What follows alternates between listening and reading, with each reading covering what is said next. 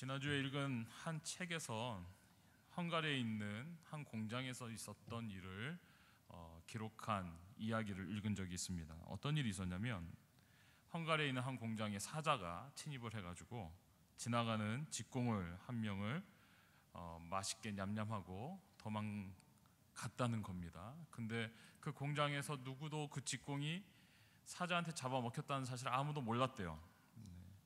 그 다음번에는 사자가 들어와서 그 다음번에는 공장장을 꿀꺽하고 도망갔는데 그때도 그 공장에 있는 누구도 공장장이 사라졌다는 사실을 아무도 알지 못했다는 거예요. 근데 세 번째는 사자가 들어와서 하필이면 고르기를 그 공장에서 커피 타주는 여자를 꿀꺽했는데 모든 사람이 커피 타는 여자가 없어졌다는 사실을 알고 누가 어떻게 사라진 거냐 그래가지고 사자가 범인이라는 사실을 밝혀줘서 그 사자를 잡았다는 그런 이야기가 있습니다. 별로 이렇게 웃지는 않으시지만 네. 이 얘기가 어떤 얘기냐면요, 물론 믿거나 말거나 얘기지만 이 이야기의 문제는 뭐냐면요, 이겁니다. 직공이 갖고 있는 존재감이나 공장장이 갖고 있는 존재감보다도 누구의 존재감이 더 큰 겁니까? 네, 커피 타주는 여자의 존재감이 공장에 있는 누구도 직공이 사라졌다는 사실을 인지하지 못했고요, 공장에 있는 누구도 공장장이 사라졌다는 사실을 알지 못했는데 유독 그 공장에 있는 모든 사람들에게 커피를 타주던 그 여자만은 사람들이 기억하고 어디 갔지? 이걸 찾기 시작했다는 겁니다. 결국은 존재감이 문제인 것 같아요. 존재감의 문제. 우리가 서로 이웃이 되어 살아가는 것도 오늘날 이웃과 예전의 이웃은 참 많은 변화가 있는 것 같습니다. 예전에는 이웃 사촌이란 말이 있었는데요, 멀리 사는 사촌보다 바로 담 하나 두고 이웃해서 살고 있는 동네의 이웃이 정말 사촌같이 느껴지는, 사촌보다 훨씬 나은 그런 정을 쌓으며 살았던 시절이 있었습니다. 근데 오늘날도 여전히 그러한가 하면 그렇지 않은 것 같아요. 오늘날에는 가만 보면 모두가 다 헝가리 그 공장의 그 직공이나 공장장 같은 삶을 살고 있는 것 같아요. 존재감이 없어요. 이웃에 누군가 살고는 있는데 궁금하지 않아요. 물어보고 싶지 않아요. 아랫집 윗집에서 층간 소음만 없이 그냥 살면 되지 굳이 그들의 어떤 삶에 대해서 궁금하지도 않고 누가 사는지도 별로 알고 싶지도 않아요. 나를 귀찮게 하지 않으면 돼요. 이웃 사촌이란 말이 굉장히 무색해졌습니다. 이웃 사촌이란 말이 무색해진 가장 결정적인 우리 사회 증거는 우리 사회 안에 아주 놀라운 가파른 곡선으로 고독사의 그래프가 올라가고 있다는 사실입니다. 이 고독사라는 것이 뭐냐면요, 돌봐줄 곳이 없이 혼자 살고 있는 많은 어르신들 가운데 사망하였는데 알려지지 않는 거예요. 고독하게 자신의 마지막 임종을 누구도 지켜주지 못하고 어느 날 숨을 거두었는데 누구도 몰랐던 거예요. 그래서 며칠 동안 방치돼 있다가 나중에 발견되는 그런 일들이 종종 뉴스에 등장하곤 합니다. 요즘 최근에 들어서 더 많은 고독사의 사례들이 굉장히 많이 생기고 있다고 합니다.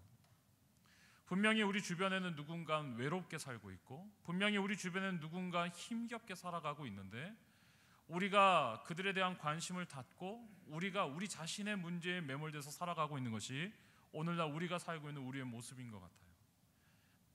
그 사람들을 향해서 우리가 존재감을 느끼지 않을 뿐만 아니라 내 존재감도 내가 살아가고 있는 마을과 내가 살아가고 있는 동네에서 별로 존재감이 없는 그런 시대를, 그걸 더 원하는 시대를 우리가 함께 살아가고 있다고 생각이 됩니다.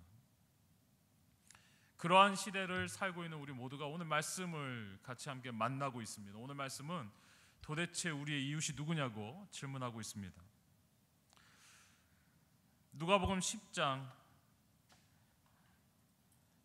25절 이하부터 오늘 우리가 같이 함께 읽은 이 말씀을 가만 보면 이 말씀은 한 율법 교사의 질문으로부터 시작되는 걸 볼 수 있습니다.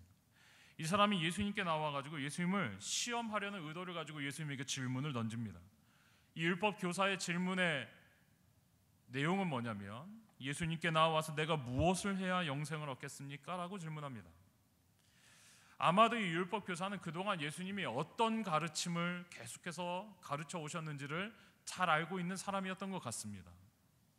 율법 교사가 보기에는 자신이 정통한 이 율법에 대한 내용을 가지고 예수님의 삶, 예수님이 가르치는 내용, 예수님의 행적을 가만 보니까 별로 예수님은 율법을 성실하게 지키는 일에 큰 어떤 의무감을 느끼고 계시거나 반드시 준수해야 돼 이런 입장은 아니신 듯처럼 보였던 것 같습니다. 그래서 오늘 이 율법 교사가 일단은 오늘 본문이 어떤 힌트를 우리에게 주냐면 시험하려고 예수님을 한번 시험해 보아야 하겠다. 어떤 부분으로 시험해 보려고 이 율법 교사가 왔냐면 내가 너무나 잘 알고 있는 율법의 영역에서 예수님이 어떤 견해를 가지고 어떻게 사역하고 계시는지 어떤 이야기를 하는지 한번 들어봐야 되겠다.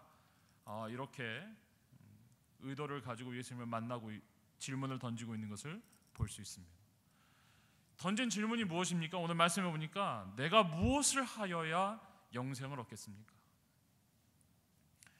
굉장히 율법적이지 않은 질문이 대답이 나올 거라고 율법 교사가 아마 기대하면서 이 답변으로 말미암아 아마도 예수님이 갖고 있는 생각, 예수님이 갖고 있는 어떤 입장에 대해서 우리가 뭔가를 공격할 수 있는 허점을 찾을 수 있겠다.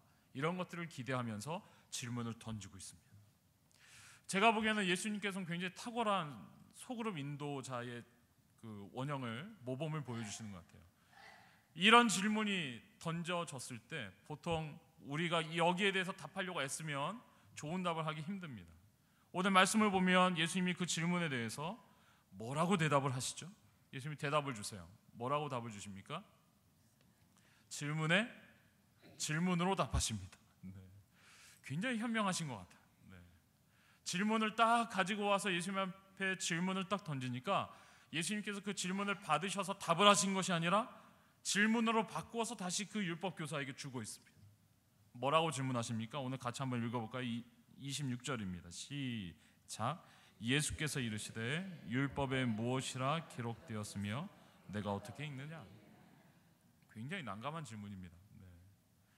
여러분 이 질문, 예수님이 하신 질문을 제가 조금 쉽게 다시 바꿔서 여러분에게 들려드리면 네가 율법 교사니까 율법을 잘 알고 있는 네가 먼저 율법에 어떻게 기록되어 있는지 한번 얘기해주고 너는 그걸 어떻게 이해하고 있는지 나한테 한번 설명해 주면 좋겠다. 이렇게 예수님께서 질문을 던지시는 겁니다.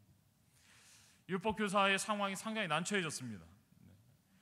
이 정도 질문에 답을 하려면 제가 보기에는 둘 중에 하나입니다. 하나는 자기가 알고 있는 모든 율법의 조항들을 전부 다 꺼내가지고 줄줄이 외우면서 예수님에게 장황하게 설명을 하든지 아니면 그 모든 율법의 내용을 가장 요약해서 아주 자신 있게 자신이 딱 꺼낼 수 있는 핵심의 내용을 가지고 간추려서 예수님에게 답을 하든지 둘 중에 하나의 방법을 취해야 했다고 생각이 됩니다. 아니나 다를까 아마 율법교사 상당히 고민했을 겁니다. 굉장히 고민 끝에 예수님에게 딱 꺼내놓은 율법교사의 이야기는 바로 이겁니다. 27절에 나오는데요.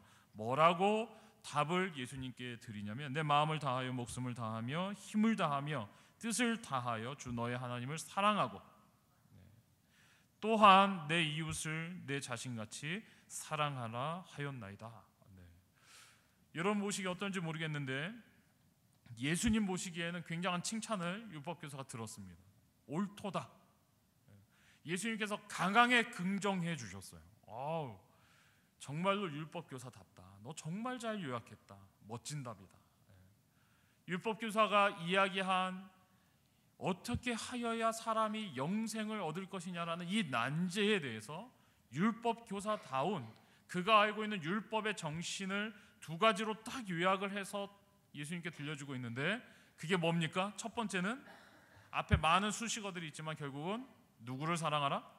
하나님을 사랑하라. 두 번째는 이웃을 사랑하라.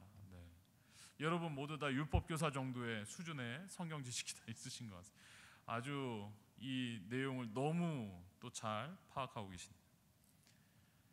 커다란 두 가지 이야기로 율법의 그 많은 조항들을 굉장히 압축해서 예수님께 들려드리고 있어요.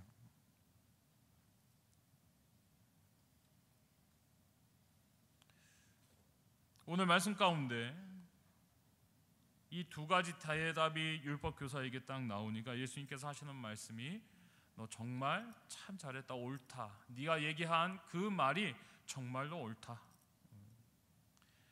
그러면서 뭐라고 말씀하시냐면 그 다음 문장이 굉장히 충격적인 도전적인 말씀인데요. 그대로 이를 행하라. 그리하면 살리라. 이렇게 말씀하세요. 율법교사가 꺼내놓은 답, 율법교사가 꺼내놓은 이 답은 굉장히 엄청난, 굉장히 커다란 부분을 잘 요약해서 두 가지로 이렇게 정리해서 꺼내놓은 그러한 답입니다.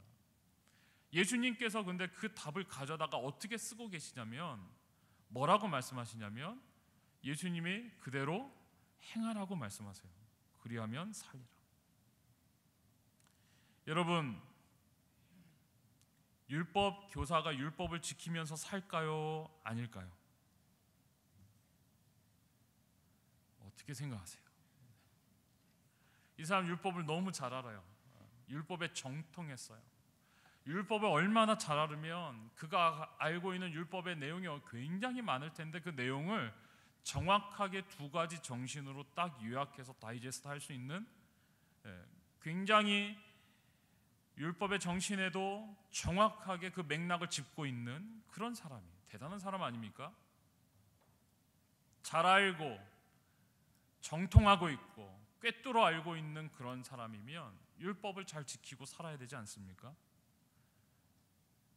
오늘 예수님께서는 율법학자의 가장 연약한 부분, 율법학자가 길을 쓰고 용을 쓰고 별의별 노력을 다해도 그가 알고 있는 그 지식, 그가 알고 있는 그 요약한 그 사실에 도달할 수 없다는 사실을 너무나 잘 알고 있으셨던 것 같아요. 아니 어쩌면 예수님께서는 그 당시의 율법학자들의 보편적인 모습 속에서 율법의 조항들을 더 확대 해석해가지고 더 많은 조항을 만들고 그것을 지키도록 강요하고 그것이 그들의 의가 되어서 그것을 자랑하며 살고 있는, 그것 때문에 그들이 구별되고 그것 때문에 그들이 잘난 척할 수 있는 많은 것들을 갖고 있었던 그 사람들의 모습을 솔직하게 들여다볼 수 있도록 계기를 제공하고 계시는 거예요. 너 정말 잘 알고 있다. 너 정말 정통하고 있구나. 너 정말 잘 꿰뚫어 알고 있구나. 네가 정말 목숨처럼 여기고 정말 소중하다고 가르치고 있는 그것을 행하라. 그러면 살리라.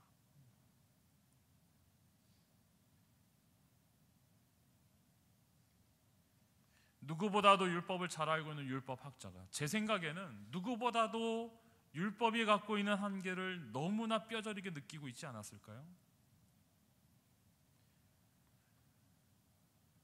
내가 아무리 노력하고 애를 써도 정말 수많은 조항들을 만들어서 지키고 또 지켜도 자신을 끊임없이 괴롭히는 수많은 그 조항 속에서 꽉 얽매여서 사는 삶에 정말로 신앙과 믿음이 주는 자유와 기쁨과 감격을 누리면서 신앙생활하는 그러한 삶을 살 수 있었을까라는 질문이 던져집니다.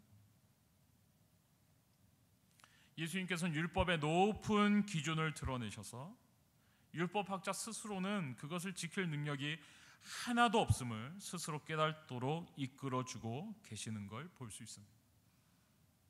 저는 여기에서 율법학자의 생각이 굉장히 많아졌을 거라고 생각합니다.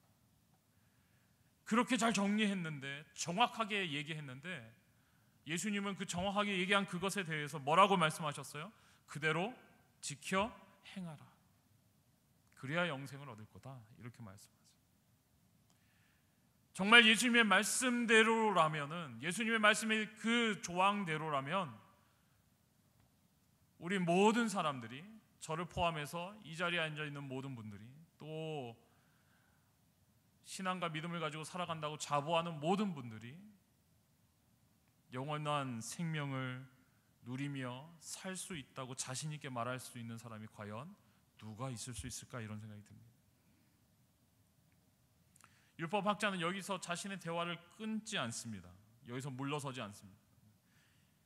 이 고민거리를 떠하는 이 사람이 고민하기 시작하면서 사랑하라 사랑하라 두 가지 계명을 자신이 요약했는데 그 다음에 질문을 한 번 더 예수님께 던집니다. 뭐라고 예수님께 질문합니까? 29절을 같이 한번 읽습니다. 시작. 그 사람이 자기를 옳게 보이려고 예수께 여짜오되 그러면 내 이웃이, 이 사람의 지금 마음속에는 자신의 온전히 그 계명을 지키고 있지 못하다는 사실이 드러나기 일보 직전 되었기 때문에 예수님과 타협하고 있는 것 같아요. 뭐라고 타협합니까? 오늘 말씀해 보니까 이 사람이 자기를 조금이라도 좀 옳게 보여지길 원해서 예수님께 질문을 다시 던지는데, 그럼 내가 사랑해야 되는 이웃은 누굽니까? 이렇게 질문을 던지고 있습니다. 아주 평범하고 아주 보편적인 뻔한 답들이 주어지기를 아마 기대하지 않았을까 싶습니다. 왜냐하면 사실 여러분, 이웃이라는 단어를 우리가 사용할 때 이웃은 그 범위라는 것이 어느 정도 정해져 있어요. 내 이웃으로 나와 함께 살아가고 있는 사람들은 사실은 생활의 수준도 어느 정도 비슷하고 학식의 수준도 어느 정도 비슷하고 사는 모양도 어느 정도 비슷하고 비슷비슷한 사람들이 이웃이라고 같이 모여서 살고 있지 않습니까? 율법학자의 상식과 율법학자의 생각에는 내 이웃이 누굽니까? 라고 질문한다면 그 범주 안에 있는 그런 사람들을 이야기 들으면 그래도 자신의 의의가 조금은 지켜질 거라고 기대하고 있었던 것 같습니다. 오늘 여기에 굉장히 중요한 질문이 던져지고 있는 겁니다. 과연 내 이웃이 누굽니까? 내가 정말로 사랑해야 될 사람들이 누굽니까? 내 옆에 있는 사람을 사랑하면 됩니까? 나랑 같이 생활하면서 얼굴 맞대고 얼굴을 보며 살아가고 있는 그 사람들을 사랑하면 되는 겁니까? 이렇게 질문했어요.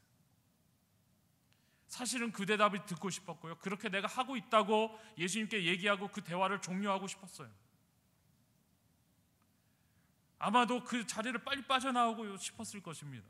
율법학자의 마음은 그런 흐름 속에 있습니다. 그런데 오늘 예수님께서 그 사람을 그냥 그렇게 얼굴 세워주고 보내주지를 않으세요. 이 대화의 가장 중요한 아주 핵심적인 내용은 율법학자가 예수님에게 내 이웃이 누굽니까? 라는 질문을 던졌을 때부터 시작됩니다. 예수님께서는 절대로 그 기회를 놓치지 아니하시고 그냥 돌아가도록 내버려 두지 아니하시고 그때 바로 예수님의 이야기가 시작되는 거예요. 우리가 너무나 잘 아는 이야기가 시작됩니다. 모든 대화의 질문과 답에 예수님께서 질문한 질문으로 또 답변을 들으시면서 또 질문하시고 이런 방법으로 대화를 이끌어 오시다가 누가 정말로 내 이웃입니까? 내가 누구를 사랑하며 살아야 됩니까? 라고 질문했을 때 예수님께서 비유를 말씀하세요. 우리가 너무나 잘 아는 비유입니다. 한 사람이 예루살렘에서 여리고로 내려가다가 강도를 만나서 강도들이 그 옷을 벗기고 때려 거의 죽은 것을 버리고 사건이 발생했습니다. 이 사람은 길을 가는 사람이었는데 아마도 예루살렘에서 여리고로 가는 사람이니까 예루살렘 성전이 있는 그곳에서 뭔가 용무가 있어서 그곳에 있는 이를 보고 여리고를 향해서 가고 있었던 것 같습니다. 그런데 이 사람에게 문제가 생겼어요. 어떤 문제입니까? 강도를 만났어요. 목숨은 부지했지만 얻어맞고 모든 걸 다 빼앗겨서 이 사람이 그대로 길에 방치되면 이 사람의 마지막은 어떻습니까? 조만간에 죽을 게 뻔한 사람이에요. 그 사람이 길바닥에 버려져서 신음하고 있는데 그곳을 지나가는 사람들이 있었습니다. 첫 번째로는 누가 등장합니까? 제사장이 내려가다가 그 사람을 보고 그를 피해서 지나가고 분명히 보았어요. 분명히 그 사람이 쓰러져서 신음하고 있는 걸 보았어요. 그런데 그 사람에게 다가가지 아니하고 피하여 지나갔다고 기록하고 있습니다. 그 다음에 등장하는 사람은 누구죠? 레위 사람입니다. 하나님께 드려진 지파, 하나님의 소유된 지파. 이 사람 종교적인 도덕적인 순결과 높은 윤리의식을 갖고 있는 사람들, 마땅히 누가 봐도 당연히 연약하고 힘든 사람을 도와줄 만한 사람들이 강도 만난 사람의 옆을 지나갑니다. 그런데 한결같이 그들이 그 사람을 외면하고 피해가는 걸 볼 수 있습니다. 근데 오늘 문제는 이 마지막 사람의 등장이에요. 하필이면 마땅히 그 사람을 도와주어야 할 사람들, 도와준다고 했을 때 말이 되는 사람들은 지나가지만 마지막 사람은 절대로 안 도와줄 것 같은 사람이 등장합니다. 왜 그렇습니까? 유대인과 사마리아 사람, 특별히 유대인들의 입장에서의 사마리아 사람은 용서 못할 사람들이고 인간처럼 취급될 수 없는 사람들이었기 때문에 그렇습니다. 심지어는 예루살렘을 향해 가는 길에 훨씬 더 단거리, 빠른 길이 있었음에도 불구하고 사마리아 지경 지나가지 아니하고 사람들이 돌아갔다고 이야기합니다. 그쪽 지경을 지나가는 것조차 유대인들은 꺼려할 만큼이나 사마리아 사람들을 싫어했어요. 역사적인 배경이 있는 이야기죠. 그들이 성전을 재건할 때 끊임없이 그들을 괴롭히고 협조하지 않았던, 고통스럽게 만들었던 그 사람들, 절대로 같이 할 수 없었던 그 사람들의 그러한 미워하는 마음, 절대로 같이 용납할 수 없는 그 마음이 굉장히 컸던 것 같습니다. 그런데 오늘 문제는 절대로 도와줄 수 없을 것만 같은 그 사람이 지나가다가 그 사람을 발견하고 다가가서 도움을 베푼다는 사실입니다. 사마리아 사람이 가서 누워있는 이 사람을 보고 가까이 가서 기름과 포도주를 그 상처에 붓고 응급처치를 하고, 그가 주막이라고 되어 있지만 묵을 수 있는 곳에 데리고 가서 돌봐 주는 것을 이야기하고 있습니다. 예수님이 여기까지 이야기를 쭉 하신 다음에 율법학자에게 오히려 질문하세요. 뭐라고 질문하시냐면, 내 생각에는, 율법학자야 너의 생각에는 이 세 사람 중에 누가 강도 만난 자의 이웃이 되겠느냐라고 질문합니다.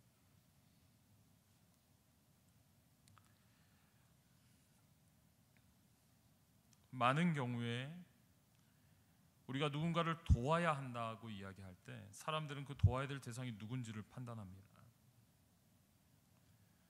많은 경우에 우리가 함께 해야 될 귀한 도움의 손길을 뻗쳐야 될 대상들이 있다고 얘기할 때 정말로 도와야 하는가? 물론 교회 전체적인 입장에선 더 도움이 시급한 사람에 대한 기준을 갖고 있는 건 마땅합니다. 우리가 삶을 살면서 하나님의 자녀라고 이야기하고 믿음과 신앙의 삶을 산다고, 크리스찬이라고 이야기하면서 복음을 따라 산다고, 예수 그리스도의 말씀을 쫓아 그것을 우리의 삶으로 실천하며 산다고 이야기하면서 많은 사람들이 이웃을 사랑하라고 이야기하는 이 예수님의 말씀, 예수님이 갖고 있는 이 범주와는 좀 다른 범주의 사람들을 바라보며 이웃이라고 생각하는 것 같습니다. 예수님이 존재감을 가지고 있었던 수많은 사람들, 예수님이 이웃이라고 여기고 보듬고 사랑하셨던 사람들과는 다른 범주의 사람들을 이웃이라고 생각하고 살아가고 있는 것 같습니다. 저는 오늘 말씀을 나누면서 우리가 생각하고 있는 이웃의 범주가 바뀌기를 소망합니다. 오늘 말씀에 등장하는 사마리아 사람은 유대인에게 있어서 이웃의 범주에 들어갈 수 없는 사람이었습니다. 그들의 상식과 그들이 지나온 시간적인 이 배경, 역사적인 배경 안에는 사마리아 사람은 용납할 수 없는 사람이었습니다. 그런데 오늘 그 모든 이들이 가지고 있는 한계와 앙금, 감정적인 앙금과 그들이 갖고 있는 처지와 상황과 모든 걸 다 뛰어넘어서 오늘 예수님께서는 이 이야기를 들려주시면서 과연 누가 우리의 이웃이냐고 묻고 계세요.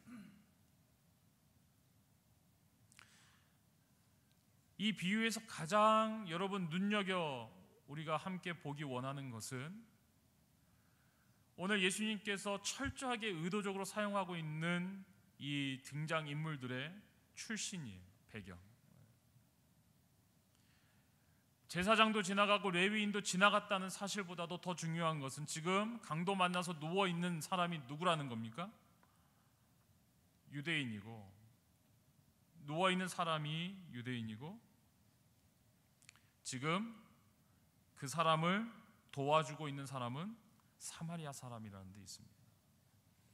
여러분, 율법학자도 유대인이고요, 이 당시 예수님 주변에 있었던 수많은 사람들이 유대 지경 안에서 예수님 말씀을 가르치셨기 때문에 유대인들이 아마도 이 말씀을 다 듣고 있었을 것입니다.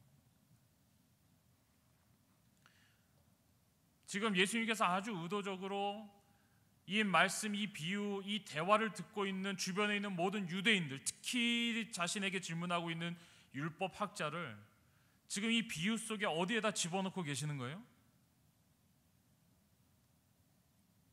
사람들이 이 비유를 들었을 때 우리가 볼 때에는 강도 만난 사람이 있고 사마리아 사람이 도와줬대, 이 정도에서 이해되지만 예수님 당시에 예수님이 이 비유를 말씀하셨을 때 사람들 가운데는 어떤 생각이 자연스럽게 흘렀을까요? 이 비유를 들었을 때 이 비유를 들은 사람들이 가장 쉽게 자신을 감정이입할 수 있는, 이 속에서 내 자리를 찾을 수 있는 자리가 바로 지금 유대인으로 등장하고 있는 강도 만난 사람의 입장이라는 거죠. 여러분, 오늘 이 비유는 예수님이 굉장히 의도적인, 예수님이 아마 지어내신 이야기인 것 같습니다. 여기에 예수님께서 도와주는 사람의 모습으로 유대인들을 출연시키지 않고 계시고, 강도 만나서 죽어가고 있는 사람으로 출연시키세요. 아주 의도적으로 이야기의 장치를 이렇게 만들고 계시는 이유는 뭘까요? 누가 내 이웃입니까? 라는 이 질문에 예수님의 답은 바로 이거예요. 네가 지금 길에서 죽어가고 있다. 강도 만나서 처참하게 두들겨 맞고 길에서 네가 죽어가고 있다면 그때 너의 이웃은 과연 누구겠냐? 이 이야기를 하고 계시는 거라고 생각합니다. 여러분, 우리가 만약에 이 비유를 정말로 잘 이해하려고 한다면 우리가 어느 입장에 들어가 봐야 합니까? 사마리아인의 입장에 서는 게 아니고요, 이 비유를 우리가 정말로 예수님이 하신 의도대로 이해하려면 강도 만난 사람의 입장에 서봐야 돼요. 막 실컷 두들겨 맞고 치료를 급히 받지 않으면 죽을 수밖에 없는 상황 속에 던져졌다고 생각해 보세요. 그때 제사장이 중요합니까? 레위인이 중요합니까? 사마리아 사람이라도 지나가다가 우리를 보고 도와주면 그 사람이 우리의 이웃 되는 것 아닙니까?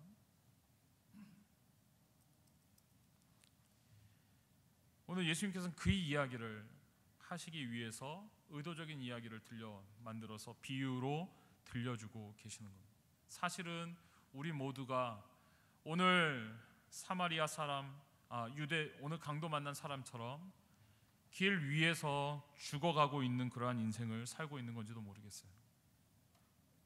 우리가 살고 있는 삶의 모습의 정형과 너무나 닮아 있어요. 다들 열심히 소망을 가지고 꿈을 가지고 살아가지만 성경이 말하는 인생의 진실된 단면은 뭐냐면 모두 다 열심히 살아가는 삶의 종착점에 언젠가는 이르게 된다는 사실입니다. 마치 이것이 길을 걷고 있는 여정과 같아서 길을 가고 있는 가운데 있지만 우리의 삶의 모습이 다 닮아있는 그 동일한 패턴이 무엇이냐면 저마다 열심히 살지만 삶의 길에 언젠가는 개인의 종말을 맞이한다는 데 있습니다. 이 개인의 종말은 누구도 피해갈 수 없어요. 그래서 우리 모두의 모습을 마치 뭐에 비유할 수 있냐면 오늘 강도 만나 길 위에 엎드려져 있는 이 사람과도 같은 인생이라고 말할 수 있다는 것입니다. 이때 가장 절실하게 필요한 것은 나를 도와줄 사람이에요. 내가 치료받고 내가 가야 할 이 길을 끝까지 갈 수 있도록 나를 고쳐줄 사람이 필요한 거예요. 나를 좀 일으켜주고 기름과 포도주를 상처에 부어주고 자기 짐승에 태워서 주막까지 좀 데려가가지고 후하게 돈을 내며 이 사람이 완전히 회복될 때까지 좀 이 사람을 돌봐주세요. 이런 진실된 이웃이 우리에게 필요한 거예요. 왜냐하면 그 이웃이 없이는 우리는 길가에서 죽을 수밖에 없는 인생이기 때문에 그렇습니다.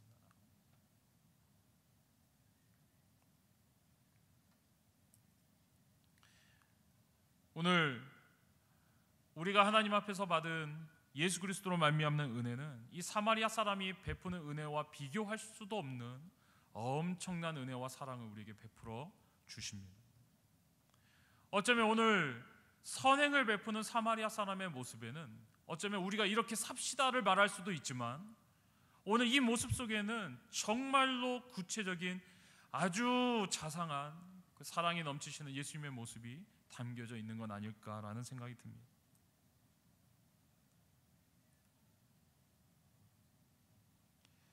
여러분, 우리에게 다시 한번 질문이 주어집니다. 과연 누가 우리의 이웃인가? 우리는 누구의 이웃이 되어 살아가고 있는가? 결론을 말씀드리면 오늘 예수님께서는 이 이웃의 범주 안에 모든 사람이 포함되기를 원하십니다. 땅 끝까지 이르러서 모든 족속을 내 이웃이라고 생각하고 그 모든 범주 안에서 오늘 내가 만나는 내 도움과 내 베품과 내가 할 수 있는 힘으로 베풀 수 있는 정말 작은 도움이라도 필요한 사람이 있다면 바로 그 사람이 판단하지 말고 한계 짓지 말고 그리고 그 사람에 대해서 뒷조사하지 말고 그냥 이웃을 이웃으로 받아줄 수 있는 마음이 있다면 그 사람이야말로 정말 오늘 말씀이 이야기하는 이웃 되도록 부름받은 이웃이 되어주는 사람이 아닐까 생각합니다. 오늘 주님이 죽어가는 사람을 통하여 사랑을 베푼 사마리아 사람을 이야기하면서 정말로 오늘 이 시대에 우리가 살아가는 이 삶 가운데 주님처럼 예수 그리스도처럼 모든 것을 다 꺼내어 모든 것을 다 베풀어 사랑을 베풀며 사랑을 실천하며 참된 이웃으로 살아갈 사람들을 찾고 계신다고 저는 믿습니다. 사랑하는 여러분, 다 존재감이 없어진 이 시대 속에서 누구도 다른 사람의 일에 관여하지 않으려고 외면하는 이 시대 속에서 과연 우리는 누구의 이웃이 되어 있으며 또 누구를 이웃으로 품고 있습니까? 오늘 우리에게 정말 참된 이웃 되어지는 역사와 또 이웃을 발견하는 은혜가 우리 가운데 주어지기를 간절히 소원합니다. 오늘 말씀의 마지막은 이렇게 마치고 있습니다. 가서 너도 이같이 하라. 가서 너도 아무 조건 달지 말고 아무 종족을 따지지 말고 아무 한계를 이야기하지 말고 내가 할 수 있는 최선으로 사랑을 베풀며 그렇게 살라고 오늘 말씀은 우리에게 권면합니다. 그 은혜와 그 귀한 역사가 우리 모두에게 주어지기를 간절히 소원합니다. 기도하겠습니다. 사랑의 하나님 아버지 감사합니다.